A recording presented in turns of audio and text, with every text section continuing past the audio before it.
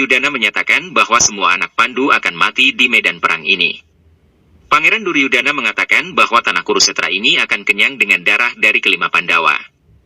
Basudewa Krishna mempertanyakan mengapa Pangeran Duryudana seolah-olah sudah mengetahui hasil dari perang ini.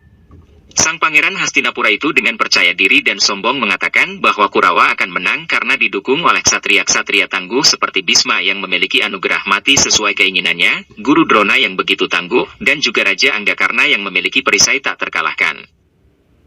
Tiba-tiba datanglah Sri Kandi dan Pangeran Drestadyumna di antara para Kurawa dan para Pandawa. Jawaban untuk temanmu Karna adalah Pangeran Arjuna. Untuk membunuh Guru Drona sudah menjadi takdir bagi saudaraku sendiri yaitu Drestadyumna.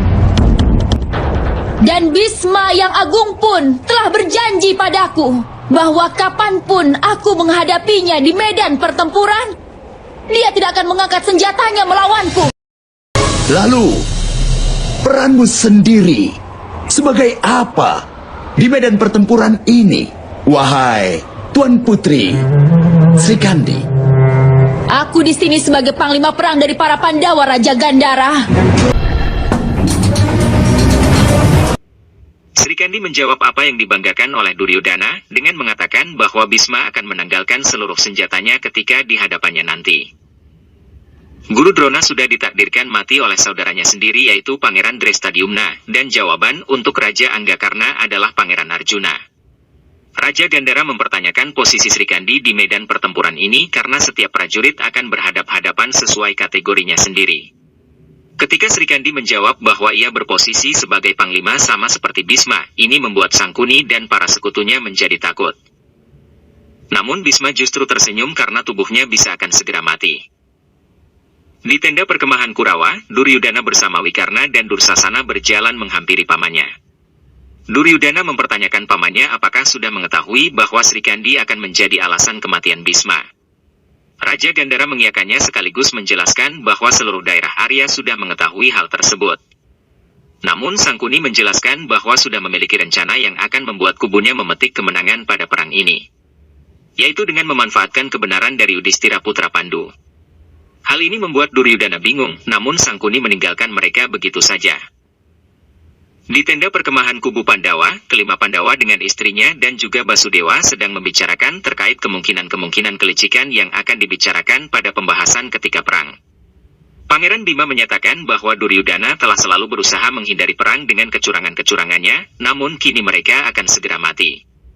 Pangeran Arjuna mencoba menjelaskan apa yang menjadi kegelisahan Drupadi terkait rencana jahat dari Raja Gandhara yang akan merugikan pihak Pandawa. Sadewa seolah telah mendapat petunjuk, ia meminta agar kakak tertuanya tidak terjebak oleh Raja Gandhara meskipun dengan mengatasnamakan kebenaran.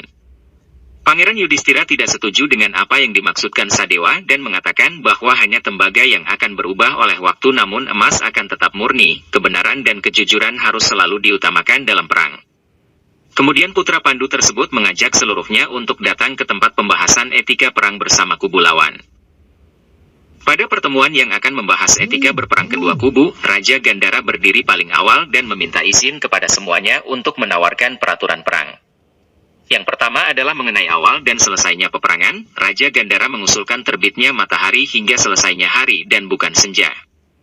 Pangeran Bima merasa terpancing dengan hal ini dengan mengatakan bahwa ia tidak setuju. Dengan seolah menyudutkan kegagalan Kurawa saat mengetahui pengasingan Pandawa, Duryudana ambil suara dengan berkata bahwa itu adalah keputusan mutlak pihaknya. Bisma yang agung memberi pendapat sebagai penengah, yaitu awal dan berakhirnya perang ditentukan oleh sangkakala dari kedua kubu. Setelah pembahasan yang pertama, Raja Gandhara beralih ke etika berperang di mana kategori prajurit hanya akan berperang dengan prajurit, begitu pula dengan panglima dan yang lain sebagainya. Hal ini dengan sesuai tradisi yang sudah ada di daerah Arya. Basudewa menyahuti terkait usulan ini bahwa ketika dibenturkan dengan tradisi dan kebenaran maka tidak akan ada perdebatan. Raja Sangkuning membenarkan apa yang dimaksudkan oleh Basudewa dan menganggap semua pihak setuju dengan etika ini. Sebelum pertemuan ini berakhir, Raja Gandhara ingin menanyakan sesuatu terkait etika dalam berperang. Karena prajurit dan lainnya akan berperang dalam kategorinya masing-masing, maka dirasa perlu untuk membicarakan pula orang-orang yang tidak boleh diserang. Orang yang menyerah meminta perlindungan. Orang yang hanya sebagai pemberi obat tidak boleh diserang. Begitu juga dengan perempuan, karena tidak seorang pun dari prajurit manapun yang berani menyerang perempuan. Mendengar hal ini, membuat pihak Pandawa terkejut. Bhisma merasa kecewa, dan Srikandi nampak sangat tidak senang. Raja Gandhara, Sangkuni, mendekati Pangeran Yudhistira dengan tujuan untuk membenarkan bahwa perempuan tidak boleh mengikuti perang. Raja Gandhara yakinkan bahwa seluruh hidup Pangeran Yudhistira adalah selalu berkaitan dengan kebenaran, maka hanya demi kemenangan, ia tidak mungkin berbohong. Pangeran Yudhistira dengan tegas dan dengan yakin mengatakan bahwa perempuan tidak boleh ambil bagian di dalam medan pertempuran ini. Srikandi menggerutu bahwa ia telah mengizinkan semua orang menyerangnya, namun mengapa ia dilarang ikut berperang? Raja Gandhara menyahutinya terkait kebenaran umum bukanlah pribadi. Raja Gandhara menghampiri Duryudana dan mengatakan bahwa kebenaran Yudhistira akan menjadi sumber kemenangan pihaknya. Basudewa Krishna dan Raja Sangkuni saling bertatap-tatapan. Raja Gandhara menatap dengan wajah penuh bangga dibalas dengan tatapan tenang khas Basudewa Krishna. Setelah hasil dari perundingan kedua kubu mengenai etika perang, Srikandi sangat kecewa dan marah dengan apa yang terjadi. Ia terbayang-bayang dengan janji Dewa Siwa ketika masih menjadi amba, terngiang-ngiang dengan janji Bhisma, dan juga kata-kata dari Yudhistira yang melarang perempuan ikut berperang. Srikandi memutuskan untuk melepas baju perangnya sebagai tanda kecewa karena tidak bisa ikut berperang. Di dekat kayu-kayu yang ditata untuk pembakaran mayat, Bhisma berjalan-jalan sambil mengecek keadaan. Srikandi tiba-tiba datang menghampiri Panglima Perang Hastinapura tersebut. Kakak dari Drupadi itu berbicara terhadap Bhisma mengenai kesalahan-kesalahan Bhisma, ketamakan Bhisma hingga keegoisan dari Bhisma. Srikandi memaki-maki Bhisma dan seolah mendoakan agar Bhisma tetap hidup hingga medan Kurusetra ini dibanjiri oleh darah, sampai Bhisma pada akhirnya menangis meneteskan darah. Bhisma dengan kebijakannya, yang mengatakan bahwa Srikandi tidak bisa masuk ke medan perang Kurusetra ini. Namun Srikandi meyakinkan bahwa ia akan masuk ke medan Kurusetra ini untuk membunuh Bhisma sekaligus mengobati dendam Dewi Amba. Dan Srikandi juga mengingatkan bahwa pertempuran ini merupakan kesalahan Bhisma, di mana ini merupakan hasil dari kemarahan kakak dari perempuan yang menutup matanya dengan kain, entah disadari oleh Bhisma ataupun tidak. Kemudian Srikandi pergi meninggalkan Bhisma. Ketika Srikandi baru beranjak beberapa langkah, Bhisma memanggilnya lagi. Bhisma mengatakan bahwa Srikandi pernah bilang bahwa ia akan datang ketika diri Bhisma sudah tua dan lelah. Putra Gangga tersebut mengatakan bahwa dirinya sudah merasakan hal itu semua dan sekarang jiwanya ingin bebas. Srikandi kembali mengamini kata-kata Bhisma dengan ia percaya bahwa di suatu hari nanti di medan perang ini ia akan masuk dan akan menjadi penyebab kematian Bhisma. Di tepi sungai, Raja Anggakarna menuangkan persembahan air kepada ayahnya yaitu Dewa Surya untuk meminta izin sekaligus restu dan nasihat kepadanya. Dewa Surya kemudian muncul di hadapan putranya yaitu Raja Anggakarna. Percakapan dimulai oleh Karna dengan memberitahukan bahwa ia butuh cahaya Dewa Surya untuk menerangi kegelapan hidupnya. Dewa Surya mewanti-wanti agar putranya tidak berpegang pada kebaikan lagi karena tidak lama lagi Dewa Indra akan datang untuk meminta perisai dan antingnya. Raja Anggakarna meyakinkan kepada Dewa Surya bahwa kekuatannya berada di tangan dan panahnya. Dan jika yang ditakutkan musuh adalah perisainya, maka ia akan memberikannya dengan sukarela. Di perkemahan kubu Kurawa, Panglima Bhisma sedang meminta sumpah dari semua prajurit dan raja-raja yang sekutu. Bhisma mempertanyakan terkait Raja Anggakarna yang belum memberikan sumpah setia kepada Panglima. Duryudana memberitahu kepada Bhisma bahwa temannya Karna hanya bersumpah setia kepada Uryudana dan tidak kepada yang lain. Namun Bhisma kembali menyanggah bahwa seluruh prajurit harus bersumpah setia kepada panglimanya tidak terkecuali pada Raja Anggakarna. Kemudian Bhisma meninggalkan tempat tersebut. Raja Gandhara mencari-cari di mana Raja Anggakarna dan menemukannya di antara perkemahan kubu Kurawa. Setelah penghormatan antara keduanya, Raja Gandhara meminta agar Raja Angga mau untuk sumpah setia kepada Bhisma. Putra Dewa Surya itu menanyakan apakah ini perintah pangeran atau tidak. Sangkuni menyahuti bahwa ini kehendak Bhisma. Datanglah Duryudana dan Dursasan menghampiri Raja Anggakarna dan Raja Gandhara Sangkuni. Pangeran Duryudana menyatakan bahwa kebebasan Raja Anggakarna sangat diperlukan. Duryudana juga sangat memuji kehebatan perisai dari Raja Anggakarna. Duryudana mengatakan bahwa perisai itu penting untuk Karna dan lebih penting lagi untuk keselamatan Duryudana. Hal ini membuat Karna semakin bimbang antara sumpah dan permintaan sang pangeran. Namun Raja Anggakarna segera meyakinkan bahwa kekuatannya lah yang akan melindungi sang pangeran. Namun lagi-lagi Duryudana lebih percaya kepada perisainya Raja Karna. Setelah mendapatkan nasihat dan restu dari Dewa Surya, Raja Anggakarna kembali ke perkemahan Kurawa. Ketika Raja Karna berjalan-jalan, ia masih terngiang-ngiang dengan pesan-pesan dari Dewa Surya, juga teringat dengan kata-kata dari Pangeran Duryudana. Lamunan Raja Anggakarna tiba-tiba terpecah setelah melihat Brahmana tua yang duduk bersandar di pohon dekat perkemahan Kurawa. Brahmana itu tidak lain adalah perwujudan dari Dewa Indra sebagai manusia. Melihat keberadaan dari seorang Brahmana tua yang begitu unik, membuat hati Raja Anggakarna bergerak untuk mendekati Brahmana tersebut. Raja Anggakarna segera memberikan salam yang langsung disambut dengan berdirinya Brahmana tersebut. Brahmana itu langsung mengatakan bahwa ia adalah pengemis yang mencari hal yang terlihat namun juga tidak terlihat, ada namun seperti tiada, yang tidak lain adalah perisai dan anting-anting Raja Anggakarna. Raja Anggakarna langsung paham dengan apa yang dimaksudkan oleh Brahmana tersebut, bahkan Raja Anggakarna langsung menyebutnya dengan nama Dewa Indra. Dewa Indra hanya tersenyum dan yakin bahwa Dewa Surya telah memberitahu Raja Angga. Kemudian putra Rada itu berbicara mengenai keikutsertaan Dewa Indra dalam perang ini. Dewa Indra menjelaskan secara tersirat mengenai apa yang sedang ia lakukan. Raja Anggakarna dengan nada yang sedikit naik mengatakan bahwa apakah Arjuna takut dengan perisai sehingga Dewa Indra harus turun tangan sendiri untuk memintanya. Kemudian Dewa Indra justru mempertanyakan apakah Raja Anggakarna tidak memiliki kekuatan untuk mengalahkan Arjuna? Dan apakah hanya mengandalkan perlindungan dari Dewa Surya saja?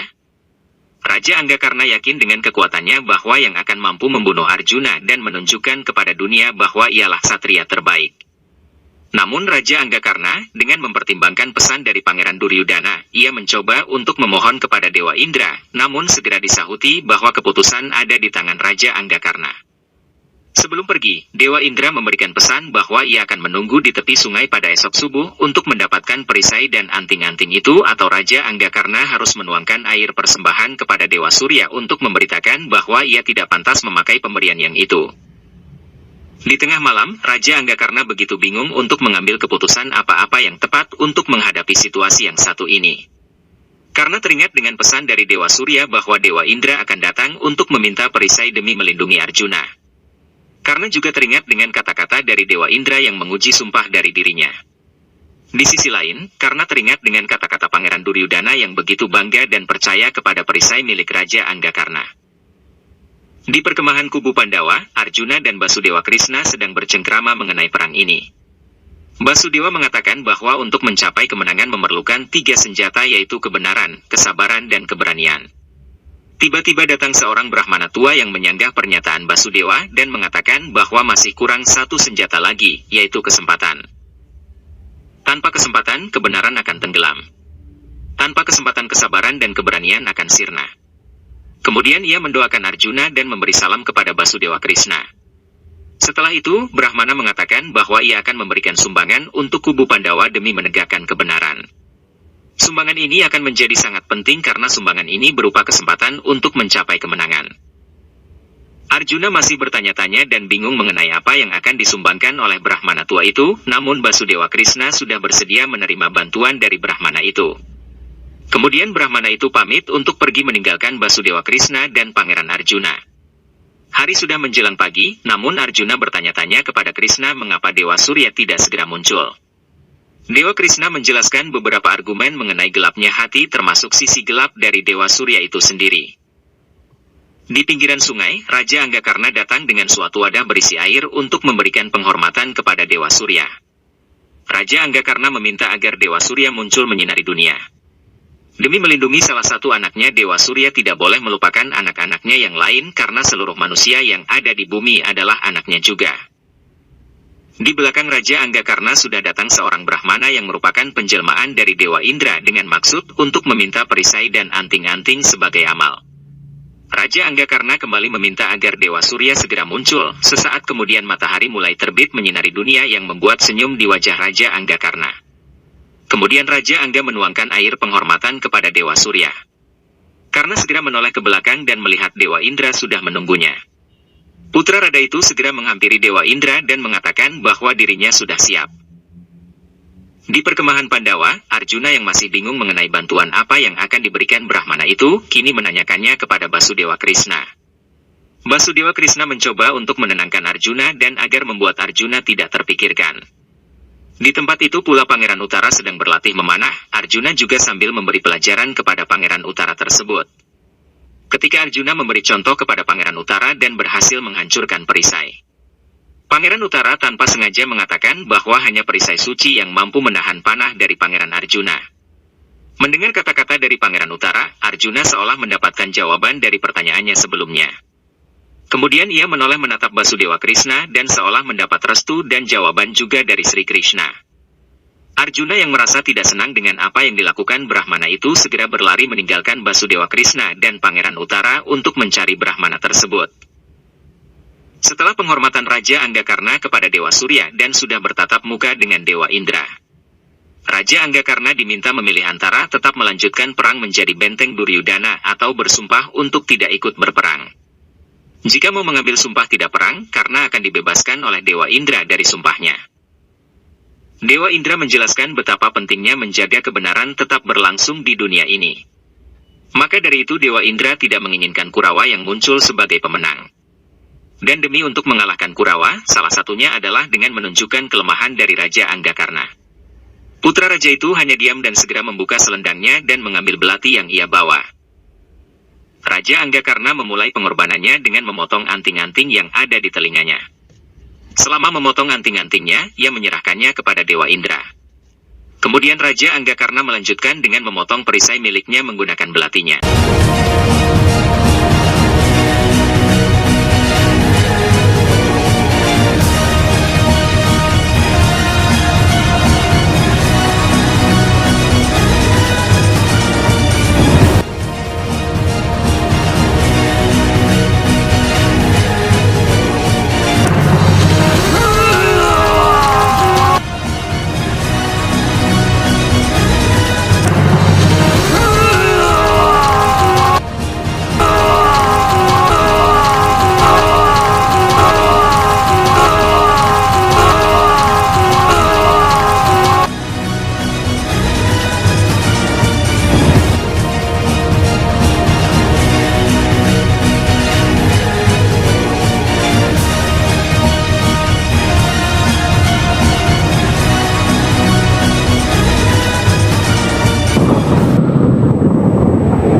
Apa yang sudah kau lakukan, Dewa Indra?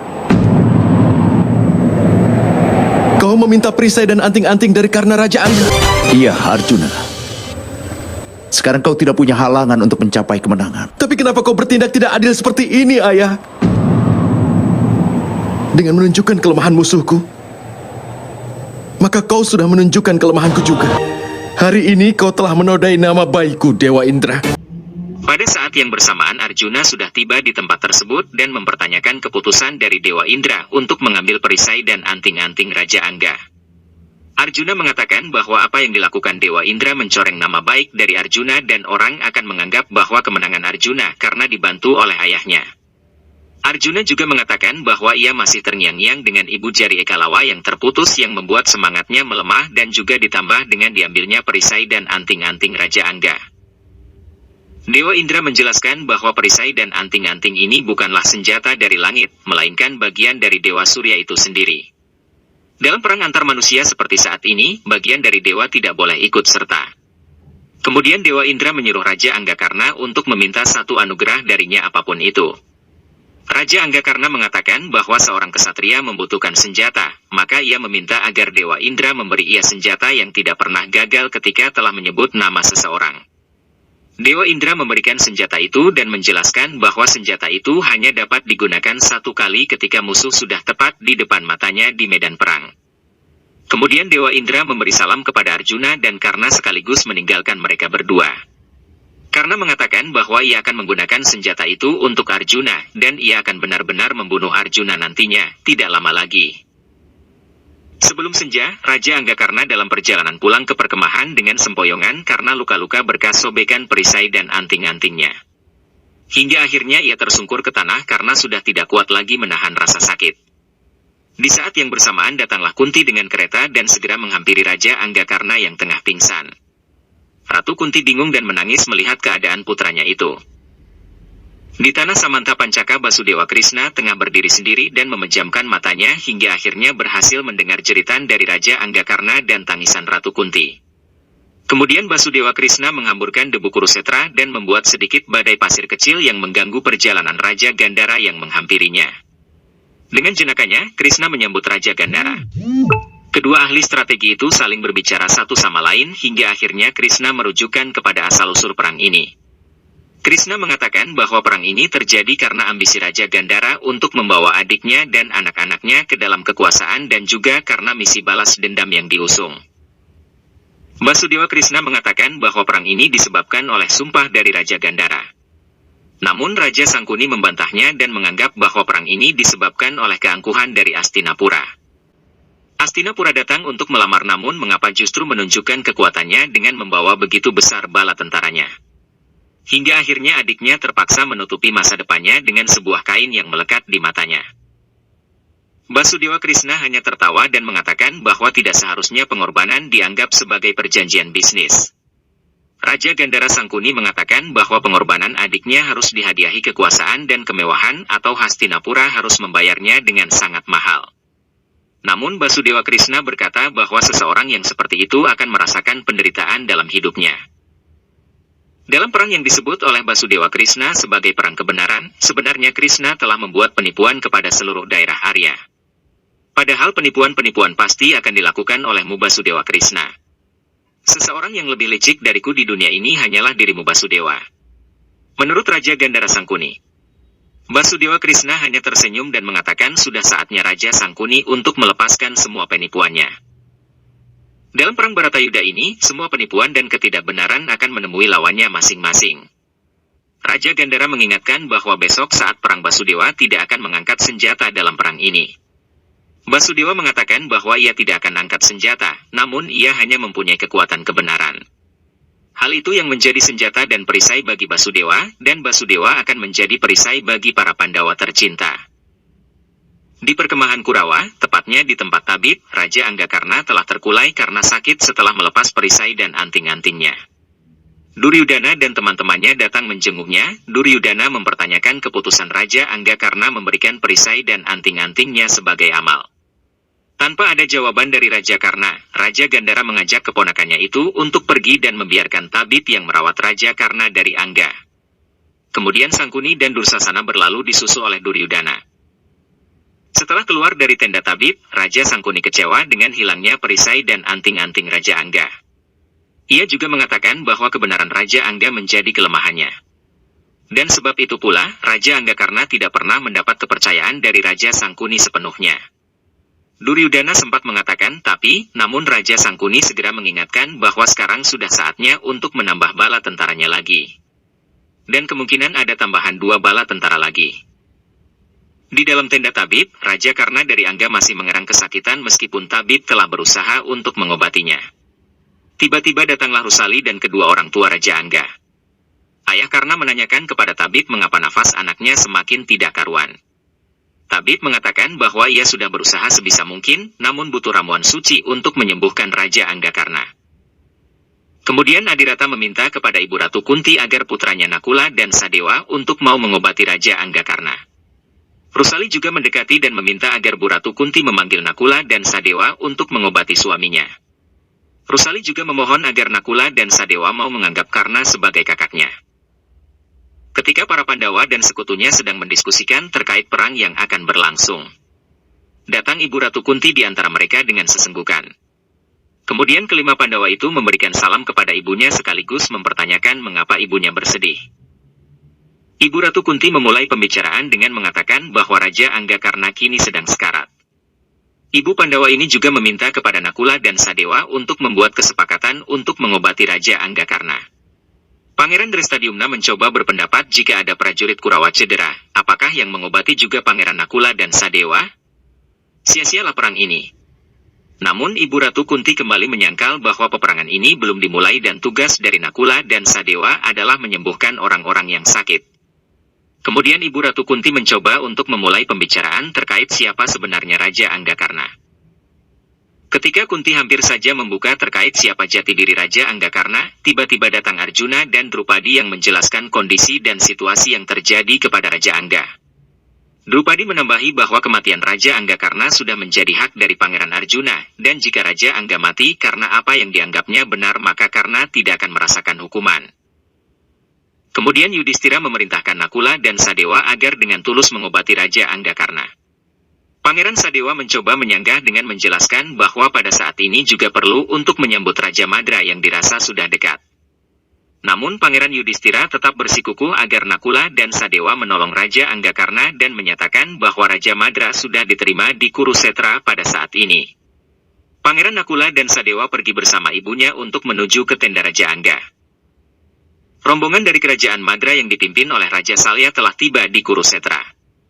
Tiba-tiba Raja Madra tertegun karena ada tenda di tengah jalan yang menghalangi jalannya menuju tenda utama. Tiba-tiba datanglah Aswatama dan Dursasana yang menyamar dan menyambut dengan kata-kata indah dan mempesona. Raja Salya yang terpesona dengan kata-kata dari Aswatama dan Dursasan mengikuti saja apa yang dikatakan oleh kedua suruhan Raja Gandhara tersebut. Aswatama mengatakan bahwa rajanya sudah menunggu di tenda tersebut, dan pangeran yang lain tengah sibuk mempersiapkan perang sehingga tidak ada di sini. Raja Madra menanyakan di mana Yudhistira dan kedua keponakannya.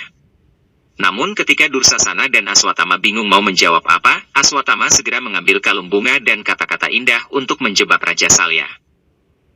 Di tenda Raja Angga, Pangeran Nakula dan Pangeran Sadewa sedang memberikan obat kepada Raja Anggakarna yang masih pingsan.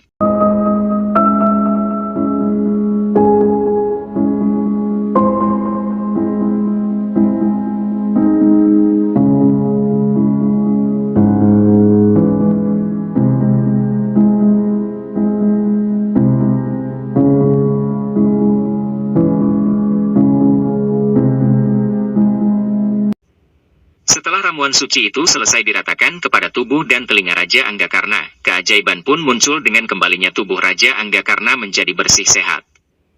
Tak lama kemudian suami dari Rusali itu pun terbangun. Raja Anggakarna yang sudah terbangun, melihat sosok Pangeran Nakula dan Sadewa yang sudah membantu menyembuhkannya. Putra Rada itu lalu memberi ucapan terima kasih dan memuji pengetahuan dari kedua pangeran tersebut.